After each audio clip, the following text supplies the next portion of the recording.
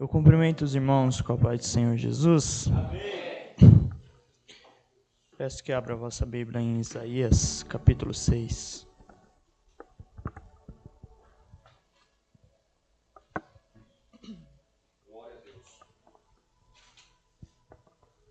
Isaías, capítulo 6, nós vamos estar lendo do versículo 1 ao versículo 8.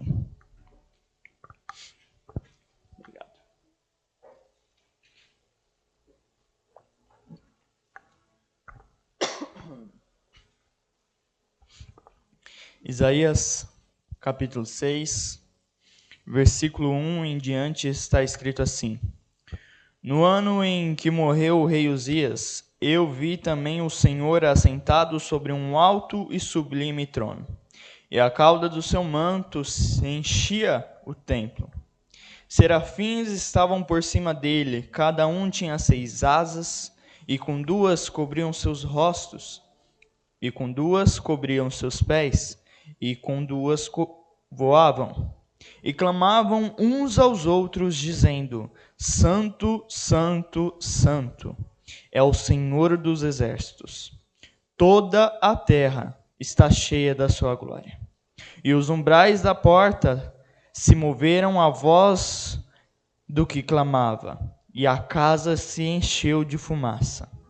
Então disse eu: Ai de mim, pois estou perdido, porque sou um homem de lábios impuros e habito no meio de um povo de impuros lábios. Os meus olhos viram o Rei, o Senhor dos exércitos. Porém, um dos serafins voou para mim, trazendo na sua mão uma brasa viva, que tirada do altar com uma tenaz. E com a brasa tocou a minha boca e disse: Eis que isso tocou os teus lábios, e a tua iniquidade foi tirada, e expiado o teu pecado. Depois disso, ouvi a voz do Senhor que dizia: A quem enviarei? E quem há de ir por nós? Então disse eu: Eis-me aqui, envia-me a mim. Amém? Pode se assentar, aplaudindo ao Senhor, glorificando ao nome daquele que é digno de toda a honra, de toda a glória. Glória a Deus. Meus irmãos, quando Deus ele se revela a nós de uma forma poderosa, a nossa vida ela nunca mais será da mesma forma. Ela não consegue continuar sendo da mesma forma qual era antes de termos um verdadeiro encontro com Deus. E foi isso que aconteceu com Isaías. No capítulo 6 de seu livro, ele descreve uma visão extraordinária a qual ele teve do céu. E essa experiência transformou completamente a sua vida. Essa experiência mudou quem ele era. E também mudou a sua percepção de si mesmo e do seu propósito, ao qual Deus o tinha chamado. O contexto dessa passagem ela é muito importante para nós entendermos uns pontos, para nós entendermos algumas coisas em nossa vida. O versículo 1 nos diz que a visão ela aconteceu no ano da morte de um rei, no ano da morte do rei Uzias. Uzias ele foi um rei ao qual governou por muitos anos, trazendo uma estabilidade e uma prosperidade a Judá. Porém, a sua morte ela trouxe um tempo de incerteza, um tempo de medo para aquele povo. Imagine como Isaías e os demais estavam diante a morte de um rei. Estavam se sentindo diante este cenário caótico ao qual estava vivendo aquele povo. Um líder poderoso se foi e o futuro, então, parecia ser incerto para aquele povo. E às vezes nós estamos vivendo uns momentos de crises, uns momentos de transições em nossa vida, a qual nós olhamos para o futuro e parece ser incerto. parece não sabemos o que vamos fazer, o que vai acontecer, como podemos agir. Onde tudo parece estar instável. Onde ao nosso redor não vemos uma solução, uma estabilidade para a nossa vida. Mas Deus, Ele nos convida a olhar diretamente para Ele. Deus nos convida a nessas situações de desespero, nessas situações de incerteza, olharmos para o trono de Deus. Para vermos que o verdadeiro rei nunca perdeu o controle da situação. Isaías, ele entrou no templo, talvez em busca de uma resposta. E foi então que ele teve uma visão do Senhor, uma visão gloriosa de Deus. E o que ele viu e experimentou nessa visão transformou completamente a vida a qual ele tinha. E hoje nós podemos aprender como que Deus, ele deseja se revelar a nós, a nos purificar e a nos chamar para cumprir a sua vontade.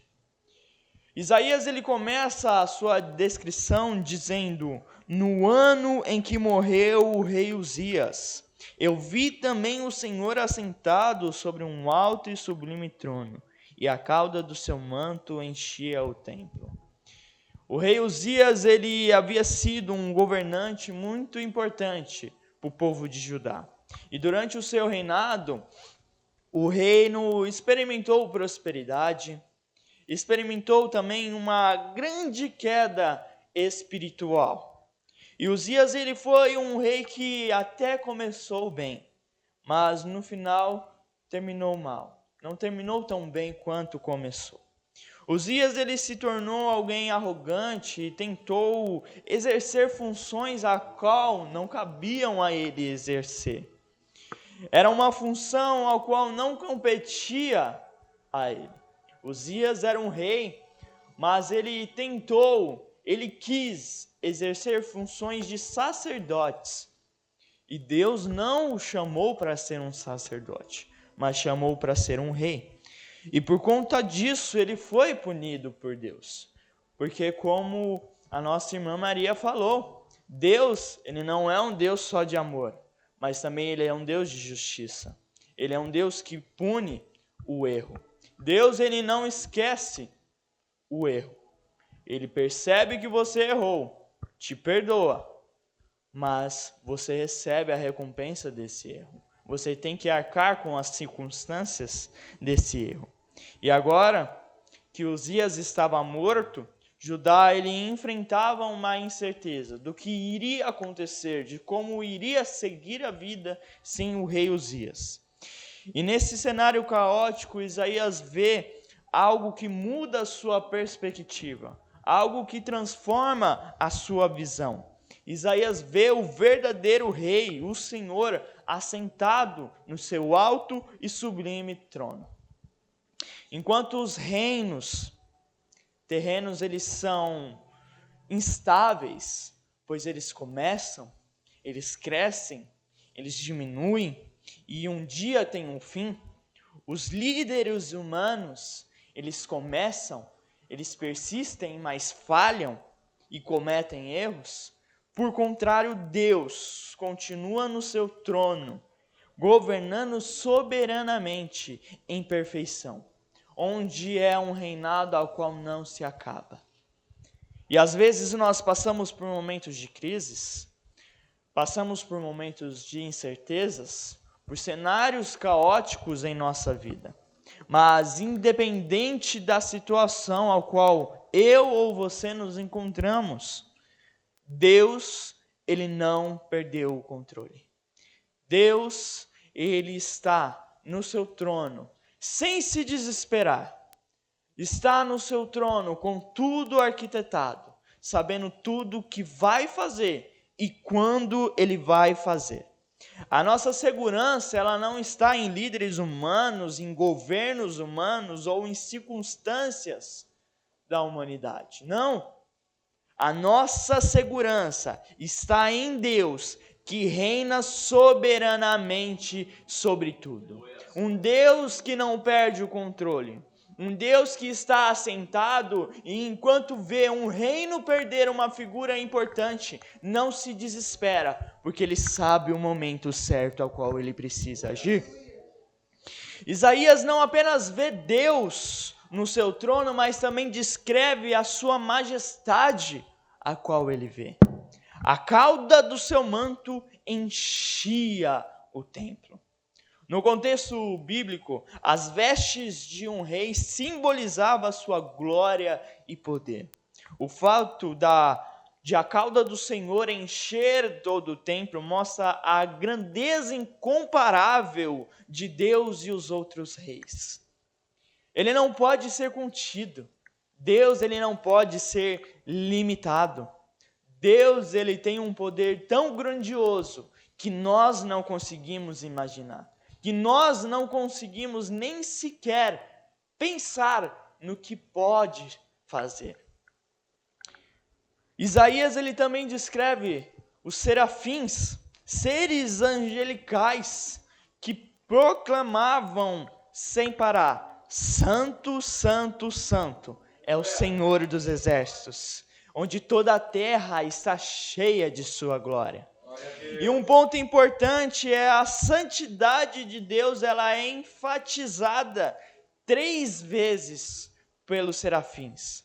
Os serafins declaravam sem parar que Deus, ele é infinitamente santo. Porém, os serafins declaravam não para Deus, falando que Deus, para relembrar que Deus é santo, porque Deus, ele sabe que ele é santo, mas os serafins falavam uns para os outros, para relembrar: ele é santo, ele é santo, ele é santo, ele é santo. A declaração dos serafins não era para relembrar Deus que ele era santo, mas era para eles entre si relembrar e festejar que Deus é santo, que Deus é poderoso, que o Deus é o nosso Senhor, o Senhor dos exércitos. E por mais que os serafins sejam seres celestiais, eles sabiam que Deus é o único digno de reverência, o único digno de adoração. E é necessário nós entendermos e reconhecermos a grandeza de Deus. Porque os serafins, eles eram seres que aos nossos olhos são seres poderosos. São seres que possuem 6 asas. São seres que têm uma excelência, têm uma grandeza aos nossos olhos. Porém, eles mesmos cobriam seus rostos, porque sabia que a grandeza daquele que estava no trono era maior do que tudo que pode ser visto. Eles reconheciam o poder que saía do trono, o poder daquele que estava assentado. Isaías, ele descreve que o som da adoração dos serafins, os umbrais das portas se moviam e o templo se enchia de fumaça. E isso demonstra o poder, demonstra a majestade da presença de Deus quando chegava no lugar. Na Bíblia nós vemos que a manifestação de Deus, ela é acompanhada por alguns sinais. Nós conseguimos ver em vários textos como o fogo, a fumaça, os terremotos eram sinais da presença de Deus. E isso simbolizava a santidade do Deus vivo. Não saíamos da mesma forma qual nós estávamos quando tivemos um encontro com Deus. Porque um encontro com esse Deus, a qual a sua presença é notória através do fogo, é notória através da fumaça, onde a sua presença causava terremotos, é impossível nós termos um encontro com este Deus e não sermos mudados.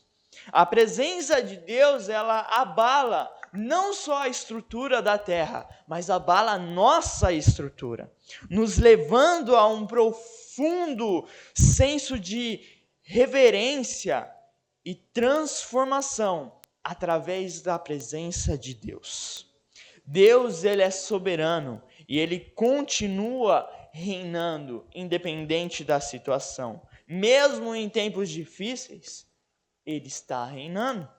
Nada irá tirar o controle das mãos de Deus. Nada pode fazer com que Deus perca o controle da situação.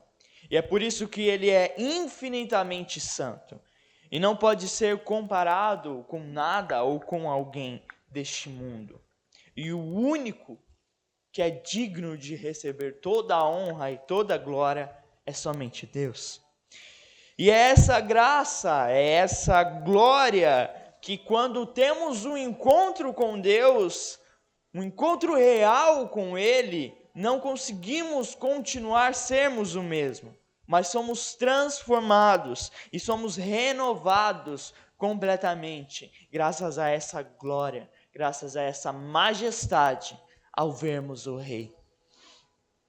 E após ter uma visão gloriosa de Deus no trono e ouvir que os serafins proclamavam a sua santidade de Deus, Isaías ele não reage com entusiasmo ou com euforia. Isaías ele reage com um temor, com um desespero. Porque ele diz no versículo 5: ai de mim, pois estou perdido, porque sou um homem de lábios impuros, e habito no meio de um povo de impuros lábios. Os meus olhos viram o Rei, o Senhor dos exércitos. Essa reação nos ensina algumas lições, a qual nós podemos aprender sobre o impacto de um verdadeiro encontro com Deus. Isaías, antes desse momento, ele já era um profeta, já conhecia as leis de Deus, porém, ao ver a santidade divina, ele percebe imediatamente a sua própria impureza. Ele percebe imediatamente o erro que tinha na vida dele.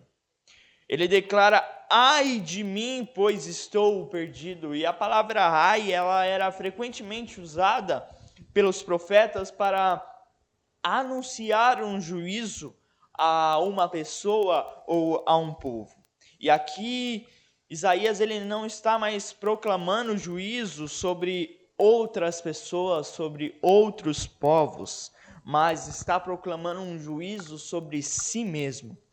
Ele reconhece que diante a santidade de Deus, diante a glória de Deus, ele está espiritualmente arruinado. Ele percebe que ele não é tão justo assim quanto ele pensava que ele era.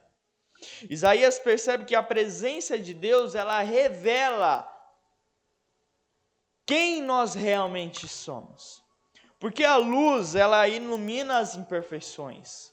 A luz, ela mostra o que está de errado.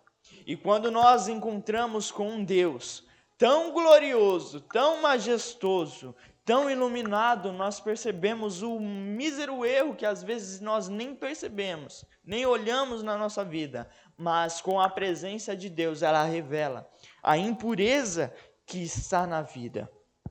E a luz, ela ilumina essa imperfeição, ela revela o que está de errado. E muitas vezes nós podemos nos sentir até espiritualmente bem, porque nós nos comparamos com outras pessoas. Nós olhamos para a vida de outras pessoas e às vezes pensamos: nossa, como a minha vida espiritual está tão bem.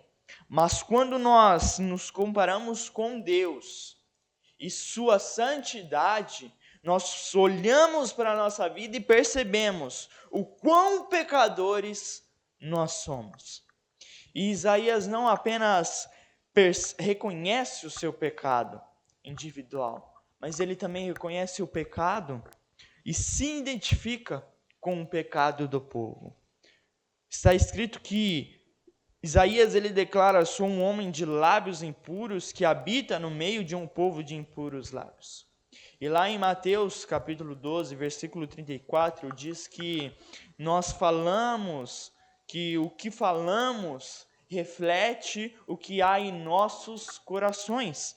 E Isaías ele percebe que ele e o seu povo não estão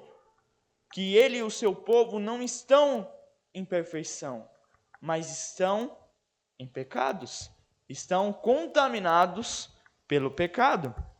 Ele compreende que o pecado não está só no comportamento externo, no que está sendo mostrado, mas também o que está dentro do coração humano. O pecado ele não é apenas uma questão externa, mas ela é uma condição interna que afeta a nossa vida e as pessoas ao nosso redor. 1 Samuel 16, versículo 7, diz: porque o Senhor não vê como o homem vê, pois o homem vê o que está diante dos olhos, mas o Senhor vê o que está no coração do homem. E Isaías, ele viu o rei, o Senhor dos exércitos, e isso o levou ao arrependimento. Isso nos mostra um ponto crucial para a nossa vida. Quando mais nós conhecemos a Deus, mais percebemos a necessidade que nós temos de Deus. Quanto mais buscamos, mais entendemos que precisamos buscar cada vez mais. Quanto mais precisamos de Deus em nossa vida, nós percebemos que mais e mais é necessário nós buscarmos. Pois o pecado que antes parecia pequeno, parecia não ser visto, agora se torna evidente. Reconhecer o nosso pecado, ele é o primeiro passo para sermos completamente transformados por essa glória que enchia o templo. E quando nós realmente buscamos a Deus, Ele nos mostra áreas de nossa vida que precisam ser purificadas. Quando buscamos a Deus, Ele nos mostra o que precisa ser transformado. Ele nos revela o que está de errado conosco e, além disso, nos traz a correção para podermos a cada dia nós melhorarmos, nós sermos diferentes. E Isaías, ao ver a santidade de Deus, ele se desespera, pois ele percebe a impureza que havia em sua vida. Porém, essa não é a última palavra. Deus, ele não apenas revela o pecado ao homem, mas também oferece uma purificação e restauração. E é no versículo 6 e no versículo 7 que nós vamos ver esta purificação acontecer.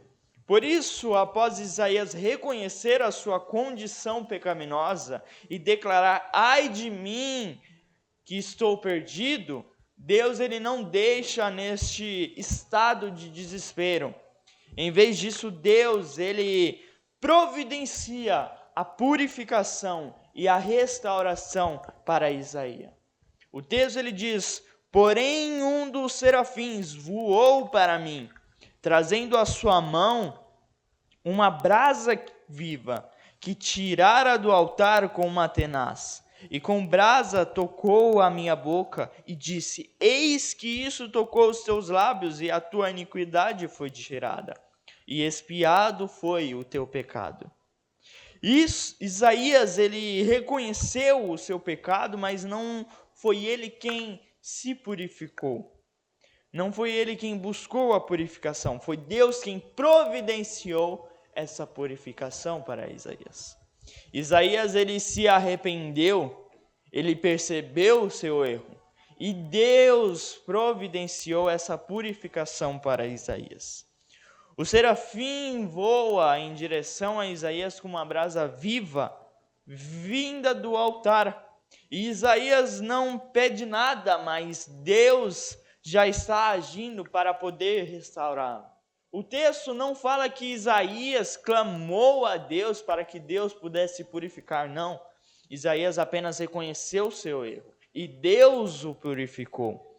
Isso nos remete que a salvação, ela não é pelos nossos próprios esforços, que a salvação e a purificação, ela não vem de nós, mas vem de Deus. Não é a graça ao nosso próprio esforço, não é graças ao nosso próprio esforço, mas é a graças de Deus, É a graça que há em Deus que nos traz a purificação, que nos traz a salvação. E às vezes, ao reconhecermos nossos pecados, nós podemos pensar que precisamos nos consertar antes de nos aproximar de Deus. Mas a verdade é que Deus é quem nos purifica, não nós mesmos. Porque não tem como nós sozinho nós corrigimos o nosso pecado. Sozinhos nós não conseguimos. Então não adianta nós queremos parar de pecar para então buscar a Deus. Não, se queremos mesmo parar com a prática do pecado, nós precisamos buscar a Deus, porque somente é Ele que é o único que pode nos lavar, que pode nos purificar. Sozinhos não somos capazes, mas quando buscamos a Deus, Ele nos capacita, Ele nos purifica. A brasa que o serafim usa para tocar Isaías, ela vem de um altar, o lugar de sacrifício no templo. Na Bíblia, o fogo ele representa a purificação de Deus. O altar ele era onde os sacrifícios eram realizados, eram feitos para a expiação dos pecados. E o fato da brasa tocar os lábios de Isaías mostra que Deus ele estava purificando exatamente a área que Isaías reconheceu como impura. Deus estava purificando exatamente a área que era necessária de purificação. E quando Deus nos purifica, Ele age nas áreas de nossa vida que precisam de transformação, que precisam de uma mudança. E depois de tocar a brasa nos lábios de Isaías, os serafins, ele declara: a tua iniquidade foi tirada, e perdoado é o teu pecado. Deus ele não apenas perdoa, mas ele capacita para a sua obra.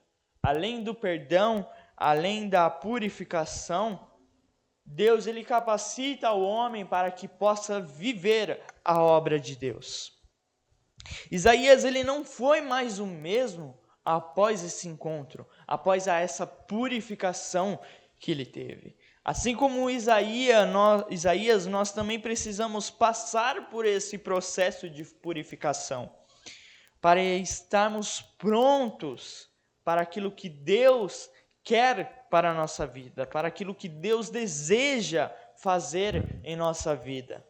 Isaías ele passou por 3 processos essenciais, só nessa passagem. Ele viu a santidade de Deus, ele reconheceu o seu pecado e ele recebeu a purificação e perdão de Deus. Agora Isaías ele está pronto para receber o chamado divino.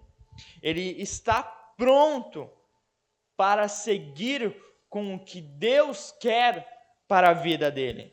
E é por isso que no versículo 8 está escrito: depois disso ouviu a voz do Senhor que dizia: a quem enviarei? E a quem há de ir por nós? Então disse eu: eis-me aqui, envia-me a mim. O chamado de Deus era: a quem enviarei?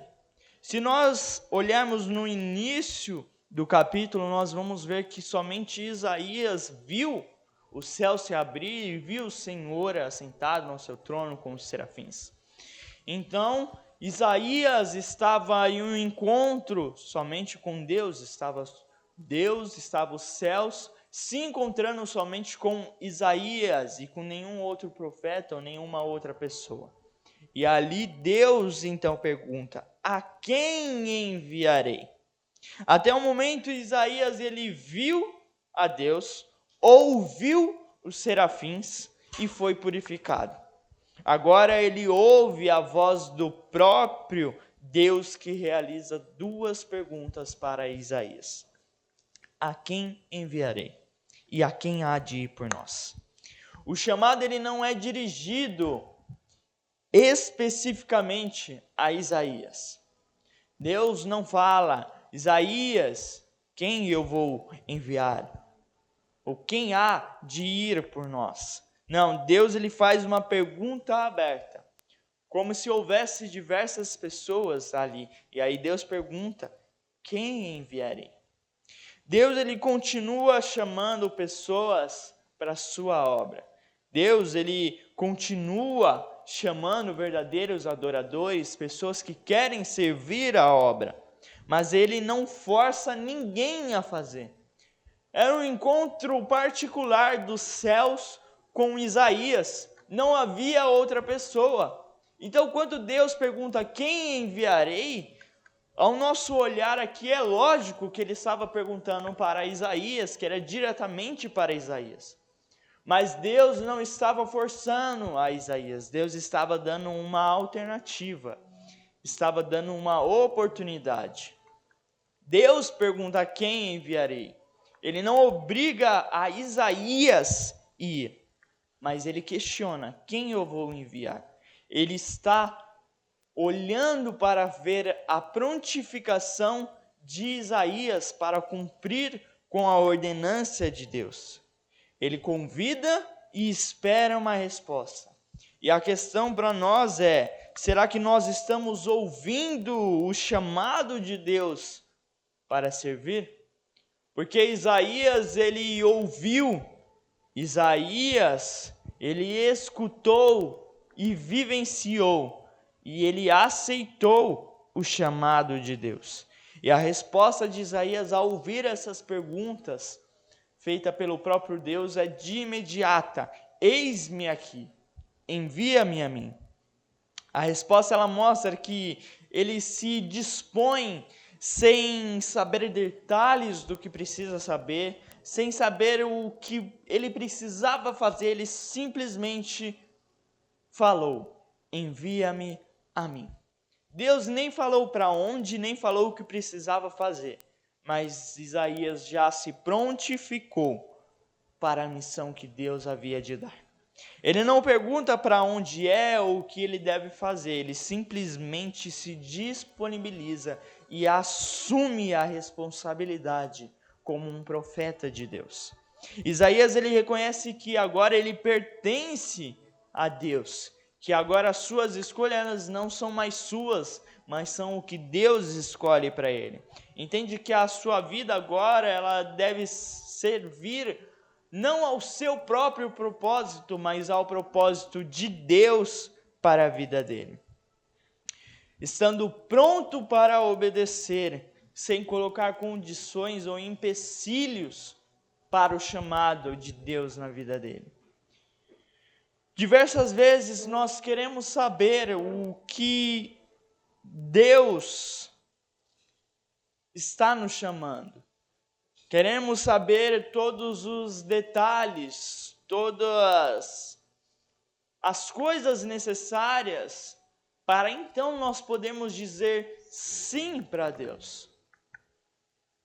E Deus, ele não busca pessoas que querem colocar em uma balança: será que vale a pena seguir o chamado? Será que vale a pena ir? Será que vale a pena? Não, Deus ele sempre chama as pessoas que são prontificadas a seguir.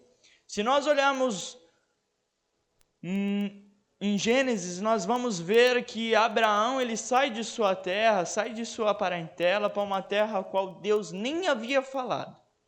Ele primeiro sai para então descobrir para onde Deus o levaria.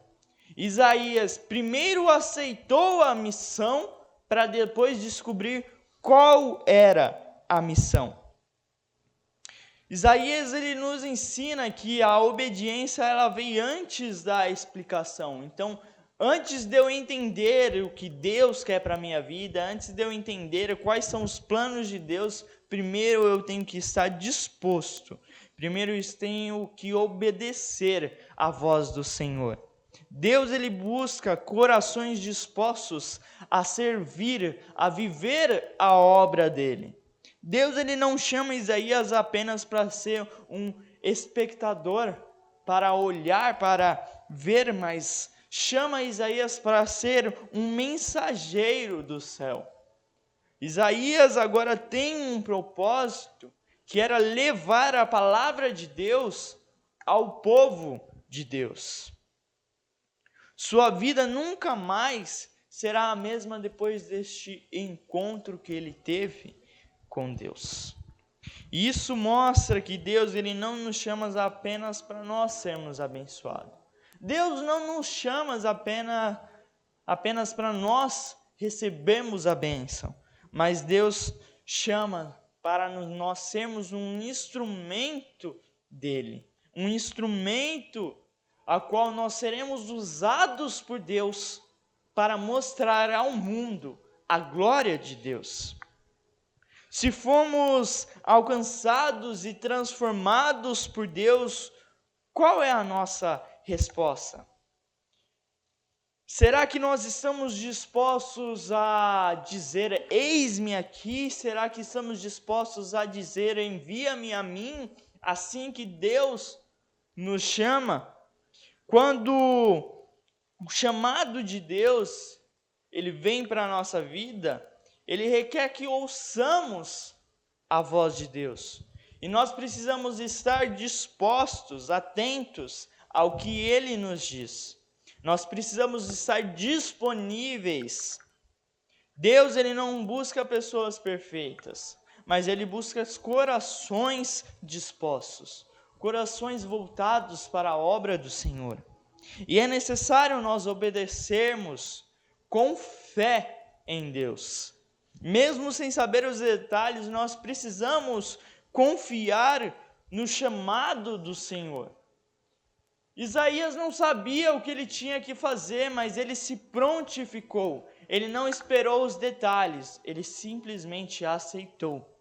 E o nosso chamado é da mesma forma. Nós não precisamos de detalhes, nós não precisamos saber tudo, nós não precisamos saber o que exatamente vai acontecer. Nós só precisamos ouvir quem eu enviarei e nós estaremos dispostos. Envia-me a mim. Assumir essa responsabilidade, assumir este chamado de Deus em nossa vida. E agora Isaías ele está pronto para cumprir o seu papel como um profeta. E nós, como nós estamos respondendo ao chamado de Deus em nossa vida? Diversos homens e mulheres de Deus na Bíblia, diversos personagens, nós podemos ver que Deus chamou eles e capacitou eles sem mesmo eles saberem o que precisava ser feito. Deus chamou a Abraão, Abraão foi para um lugar qual ele nem conhecia, nem sabia, e no meio do caminho, Deus o direcionou, no meio do caminho, Deus deu os detalhes. Isaías foi chamado e ele primeiro aceitou para depois saber os detalhes. Deus ele nos chama e nós precisamos estar dispostos a seguir com o chamado de Deus. Não precisamos de detalhes, não precisamos que Deus nos explique certinho, detalhadamente, para que nós podemos seguir. Não. Deus ele precisa de um servo, Deus ele precisa de alguém para fazer algo, envia-me a mim. Esta é a posição que nós devemos ter. A mesma posição de Isaías. Porque quando Isaías teve este encontro com Deus, a sua vida foi transformada. E nós precisamos ser transformados da mesma forma. Então quando Deus coloca um chamado em nossa vida, mesmo nós estamos em uma situação de incerteza, uma situação caótica, uma situação a qual nós não sabemos o que vamos fazer, ainda assim, nós precisamos estar disponíveis para Deus. Se Ele chamou, nós precisamos obedecer. Se Ele nos chamou, nós podemos ter a certeza que mesmo nós não sabemos o que vamos fazer ou como vamos fazer, é Ele quem vai nos capacitar. Assim como Isaías ouviu a voz do Senhor chamando a ele, ele se prontificou dizendo, eis-me aqui. Assim nós precisamos ser. Quando Deus nos chamar, nós precisamos estar disponíveis para ouvir a voz dele e aceitar o chamado de Deus em nossa vida. Que Deus abençoe. Aplauda ao Senhor, eu agradeço a oportunidade.